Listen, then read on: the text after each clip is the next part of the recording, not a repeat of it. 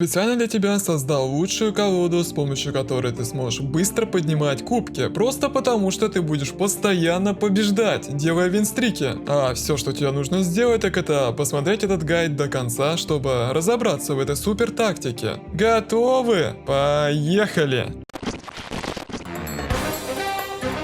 Здравствуйте, с вами как обычно Дед Мракова, и первое, с чего стоит начать, так это с выбора героя. И на мой взгляд, самым лучшим героем из них является именно графиня. Так как какой еще герой способен методично отбирать по 3 единицы здоровья и восполнять их себе? А благодаря телепорту она может быстро уносить ноги из жаркого сражения. Поэтому если у тебя еще нет ни одного героя 5 уровня, то бери графиню. Я уже поиграл всеми героями и детально их сравнил, и как показала практика, именно вампир часто в одиночку, благодаря своей дефолтной способности, вытаскивает сражения. Отчасти это связано с ее большей скоростью передвижения и удара. Она совершает чуть больше одного удара в секунду, что, собственно, позволяет ей быстро набивать ульту буквально там за 5 тык. Кстати, если тебе нужна колода под какого-то другого героя, то ты пиши в комментариях, я все прочитаю и сделаю. В первом же раунде, если нет возможности выставить танка, такое вполне может случиться, это рандом, то можно использовать вампира в качестве щита для мини с меньшим запасом здоровья.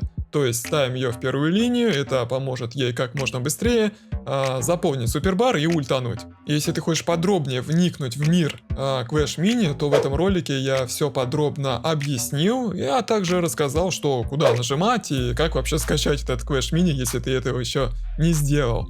И если я уж упомянул танка, то в его качестве выступит Пека, так как она обладает значительным запасом здоровья. Но самое главное, это ее катастрофический урон в 3 единицы за удар, а при удаче она способна этот урон удвоить, и это просто в дефолтном состоянии. При использовании же звездных апгрейдов в первую очередь возрастает ее количество жизни на плюс 4 очка. И вам дается на выбор 3 звездных апгрейда, один из которых это Heavy Blade, он позволяет Пеке при удаче нанести аж 9 очков урона за удар. И поверьте, мало какой мини способен сдержать такой урон. При использовании Clash способности даст вашему танку в начале боя кратковременный щит. Хорошая тема, когда нужно сдержать большое количество урона. Или можете активировать буст способность, которая позволяет Пеке долго выживать на поле боя, так как если она выбивает вражеского мини, то в течение 3 секунд восполняет 6 очков здоровья. Очень годная способность, когда противник использует гигантского скелета. Так как Пека является танком, ее место стоять в первом ряду и впитывать в себя как губка весь идущий урон. За нее можно спрятать и других мини, так допустим на доске электровели есть особые плитки, которые подзаряжают супербар мини. В такую плитку хорошо ставить графиню или любого другого мини с супербаром, а перед такой плиткой Пеку в качестве защиты. Потому что противник, как правило, с 90% вероятностью напротив такой плитки поставит гоблина. Это повествование я иду в том порядке, в котором бы я тебе советовал выставлять своих мини, то есть из 6 очков эликсира, которые выдают на каждый раунд, мы для начала в первом раунде тратим 4 на Пеку и 2 на гоблина. Про этого мини все, что стоит знать, так это то, что у него незначительное количество здоровья, поэтому по возможности прикрывайте его Пекой. Но самое главное, для чего его стоит брать, так это для его первого мощного броска, который наносит большой урон вражеским мини, и некоторых из которых с небольшим количеством здоровья может просто выбить с доски разом. Это грозит таким мини, как тот же Гоблин, Лучница или Маг. При активации первого звездного апгрейда, допустим, это может быть Strong Arm, позволяет первому брошенному копью нанести плюс 3 очка больше урона, чем раньше. Тем самым вы можете выбить уже не только всех этих мелких мини, которых я перечислил ранее, но и уже из самого боулера или даже королеву, что, конечно, круто. При активации буста эта способность активируется, если именно тычка гоблина выбивает вражеского мини с доски. Таким образом, на короткий промежуток времени гоблин увеличивает урон на плюс 1 очко, то есть теперь его атака равна сразу 2 очкам. Если же избрать третью способность станшот, то срабатывает эта способность лишь один раз при первом мощном броске гоблина. Копье при попадании она оглушает врага на 3 секунды. Очень хорошо этот мини показывает себя на таких досках как Healing Temple, Электровейли и Banquest Hell, так как на этих картах имеются определенные плитки, на которые с вероятностью 90% враг поставит какого-то там мини на эту плитку, ну и вы в свою очередь напротив этой плитки просто ставите своего мини, и он неплохо по нему шарахнет копьем, ну или мини, который будет его прикрывать. Во втором раунде, или если в прокрутке в первом раунде не оказалось гоблина, то можете выбрать шахтера. Хоть шахтер и не обладает значительным количеством здоровья, но для нас он интересен своей особенностью, так как в начале раунда он роет туннель к задней части доски вашего противника. Он как та самая заноза в заднице, выпрыгивает из ниоткуда и начинает мешать противникам сконцентрироваться на основной части ваших мини. Очень хорошо этот мини себя показывает, когда противник использует в качестве героя королеву, так как королеву прячет где-то в самом дальнем углу доски, поэтому очень важно иметь мини, который мог бы ее оттуда выкурить.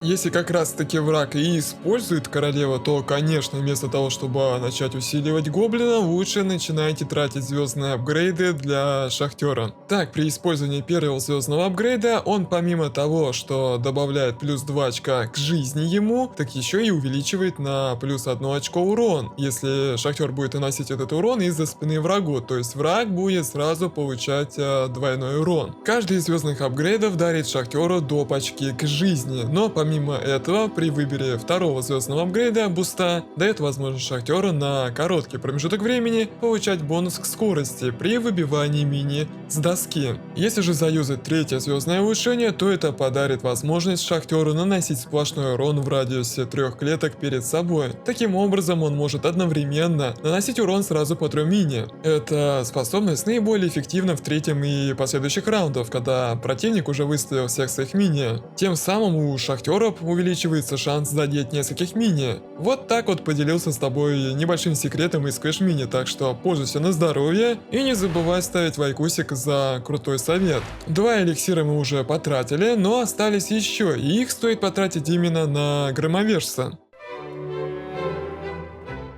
Этот многими полюбившийся мини действительно заслуживает места в твоей колоде. Это топ-карта, потому что у этого мини имеется супербар, который полностью заполняется после 4 тычек с его стороны. При заполнении шкалы он раздает мощный разряд из 2 рук сразу по 2 целям. Тем самым, помимо того, что он наносит урон, так он еще и оглушает врагов. Если же начать его прокачивать, то стоит это точно начать делать именно с первого звездного апгрейда – Форк. Так как теперь, когда он ультует, то уже разом оглушает 4 цели, что делает его в 2 раза круче. Если же говорить о следующих апгрейдах, то их лучше использовать в зависимости от противника. Если видите, что у врага множество мини с супербарами, то конечно используйте Dissipate. Тем самым громовержец каждый раз ультуя сможет отнять у каждого из них по 4 очка энергии. А если у врага немного мини со шкалой энергии, то лучше выберите третий звездный апгрейд Электрокат. Это увеличит оглушение от ульты громовержца на плюс 2 секунды. Конечно, когда вы вставляете этого мини, то ставьте его подальше от эпицентра событий на третью линию от центра. Тем самым графиня или королева не будут его атаковать первым, так как на 4-й линии у нас стоит для этого гоблин. А они под ультой всегда атакуют самую дальнюю цель от себя. Согласитесь, что лучше пожертвовать гоблином, который весит 2 эликсира и у него нет ульты, чем электромагом, который весит 4 эликсира и круто постоянно шарахает ультой. А также не забывай прикрывать его пекой или драковой, потому что очень важно сделать так, чтобы этот мини жил как можно дольше. И не опускайте возможность на доске электровели установить этого мини на особую плитку, которая полностью зарядит его супербар, и он сразу же раздаст ультой. На мой взгляд, это просто лучшая тактика в Clash Mini. Скорее всего, к третьему раунду у тебя появится возможность добавить последнего мини, и им будет магический лучник. Этот мини, знакомый нам с тобой еще по игре Clash Royale, интересен своей дефолтной способностью, потому что он стреляет стрелой, пронзающей и наносящей урон всем врагам на своем пути. Кстати, о Clash Royale, я специально для тебя выпустил ролик о истории этой игры, так как ей исполнилось на минутку 5 лет, так что, посмотрев это видео, ты увидишь, каким он был тогда и во что превратился сейчас. Если же начать прокачивать магического лучника, то стоит это начать делать с первого звездного апгрейда Steel Tips, которая увеличивает силу удара лучника на плюс 1 очко. Таким образом, сила его удара равняется 3, а таким уроном может похвастаться лишь только Пека, а он еще к тому же способен наносить такой сплошной урон по нескольким целям. Если же выбрать второй звездный апгрейд Dissipate, то при каждом выстреле лучник помимо сплошного урона будет отнимать 2 очка из-за супербара врага. Нечто подобное проворачивает громовержец, когда ультует, а тут работает без всякой ульты. Ну а если применить третий звездный апгрейд Shatter, то лучник будет наносить в 3 раза больше урона по врагам с активными щитами. Это очень актуально, когда против вас играет игрок с воительницей, так как когда она ультует, то активирует щиты, а лучник же спокойно с помощью этой способности прорубает ее щит и наносит большой урон. И таким образом мы с тобой уже разобрали 3 раунда этой лучшей стратегии для Clash Mini. Но я вполне допускаю такую возможность, что именно в 3-м раунде тебе может не выпасть лучник, тогда эти 4 эликсирины потратить на форк для громоверца. Он сможет под ультой атаковать сразу 4 цели. А остальные 2 капли эликсира направь на прокачку шахтера, если противник использует королеву или гигантского скелета. Если ничего из перечисленного нет, то активируй Strong Arm для гоблина, особенно это будет хорошо смотреться на доске Healing Temple и Electro Valley. А теперь давай посмотрим, каково пользоваться моей тактикой в реальном бою. Вот моя та самая топ-колода, которую я тебе рассказывал, как правильно играть и в большинстве случаев побеждать все-таки. Отмечу, что к этому моменту с помощью этой колоды я уже сделал 15 винстриков и, скажу тебе так, не собираюсь на этом останавливаться. Так что давай покажу тебе, как продолжать делать ей винстрики. Ну что, друзья, началась игра, и наш первый противник — это королева карта Banquet Hell. Ой-ой-ой, друзья, ну в принципе, с другой стороны, у нас тут появились все необходимые мини, которые мне нужно поставить в первом раунде. Это Пека плюс Гоблин. Примечательный момент для этой карты, как вы знаете, здесь имеются особые поликванирующие плитки, которые позволяют увеличивать количество наших мини аж в 2 раза. Так как напротив моей плитки стояла вражеская плитка, я поставил туда позади этой плитки моей гоблина, тем самым получилось выбить мини, и в принципе это был логичный ход, тем самым мы одержали победу в первом раунде, и это здорово. Так, клонирующая плитка ушла вниз, поставил туда гоблина, пусть гоблин скванируется. Ну, на всякий случай, наверное, прикроем Пекой гоблина, и как раз я вижу там электромага поставил, по традиции 3-я линия. Хорошо смотрится для него, ну и в принципе можно там усилить гоблина. А вось кого-нибудь заденем. Не заденем, никого не поставил перед моей Пекой. Молодец, молодец, это он предусмотрительный парень, конечно. Так, сейчас маг его раздаст по моим мини, но нет, друзья, как видите, очередной раунд отошел к нам. Так, нужно продолжать добавлять новых мини. Так, что у нас тут есть? Ну, шахтера добавим.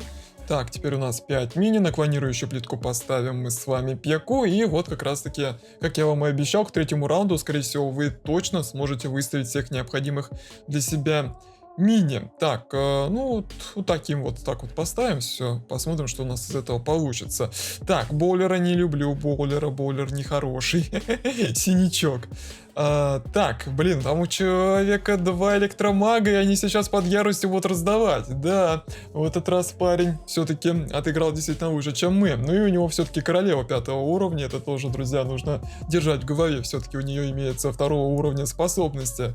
Мы таким, к сожалению, с вами не обладаем. Так, поставил на клонирующую плитку Пеку, друзья. Думаю, знаете, что сделаем? Если у него там очень большое скопление мини в одном углу находится, то давайте попробуем прокачать максимально нашего шахтера до 3-го уровня. То есть все апгрейды отдадим именно ему. Посмотрим, что там получится. Блин, надо было только еще самого Шахтера убрать подальше. Ну ладно. Ой-ой-ой, как хорошо раздал он, друзья. Как хорошо раздал просто сейчас. Шахтер на последнем издыхании выбил королеву. И, в принципе, все мини у меня остались живы, исключая павшего героической смертью Шахтера. Мне кажется, что за 16-й винстрик подряд, друзья, можно уже поставить и лайкусик. Все-таки я тем более играл против противника, который был сильнее, чем я. Ну ладно, ребятишки, давайте сыграем с вами еще одну катку. Авось попадется какой-нибудь противник с иным героем. Да, попался, но, к сожалению, все на той же доске Banquet Hell. По традиции выставляем Пекку Гоблина. Пекку, конечно же, на клонирующую плитку, если она находится на первой или второй линии. Ну и напротив клонирующей плитки противника установил Гоблина. Авось сейчас кого-нибудь засыпем. И засыпем мы сейчас с вами, друзья, лучницу. Прям великолепно раздали. Пека, кстати, смотрите, нанесла двукратный урон по Валькирии. Просто выбила ее разом. Классно, друзья. Первый раунд остался за нами. Интересно, куда теперь плитка двинется дальше. Двинулась она на первую линию. Значит, мы ставим туда Пекку. Позади поставим Гоблина, потому что перед Пекой находится такая же вражеская клонирующая плитка. Выставил электромага. Прикрыл ее, конечно же, графини. А как иначе? И доставим еще Шахтера. 5 мини теперь у нас находится на доске. Что сделает на это враг? Он просто прокачал своих мини. Какой-то однозначно кринжовый товарищ попался в этот раз мне в бою. Творит какую-то дичь, ребята. Но в любом случае спасибо за победу во втором раунде. Итак, третий раунд, друзья. Что можно сделать здесь? Я думаю, можно прокачать Гоблина нам с вами до первой звездной способности, потому что мы играем против короля, никакого у него там королевы, ни гигантского скелета нету. Думал, что все-таки смогу, наверное, найти лучника в промотке, но его там не оказалось, поэтому, как я вам и советовал, поставил форк на мага. И, на мой взгляд, это максимально логичное решение. Кстати, смотрите, дровосек добежал все-таки до мага, глядишь, что творит. Ну, сейчас мы его накажем за это. Получай, негодяй. В любом случае, большое спасибо тебе за то, что помог мне навалять тебе 3 очка в одну калитку, а также за то, что помог мне взять уже 17-й винстрик, друзья. Напишите в комментариях, сколько у вас было максимальное количество винстриков. Будет интересно узнать. Полагаю, что теперь-то мои советы по тому, как играть в Clash Mini, помогут тебе быстро поднять лигу выше бриллианта, так точно. Но все может случиться, друзья. Бывает, времени не хватает, чтобы стратегически правильно расставить мини, или тупо попадаются перекачанные противники. Ну нахер. Чьи герои могут быть в 2 раза сильнее твоих. Но советую пересматривать в таком случае гайд. Это позволит увеличить твою скорость распределения ресурсов. И, конечно, не забывай в комментариях рассказывать, какой колоду играешь сам, а также пиши, для какого героя мне создать новую колоду. И до скорой встречи в следующем видео, друзья.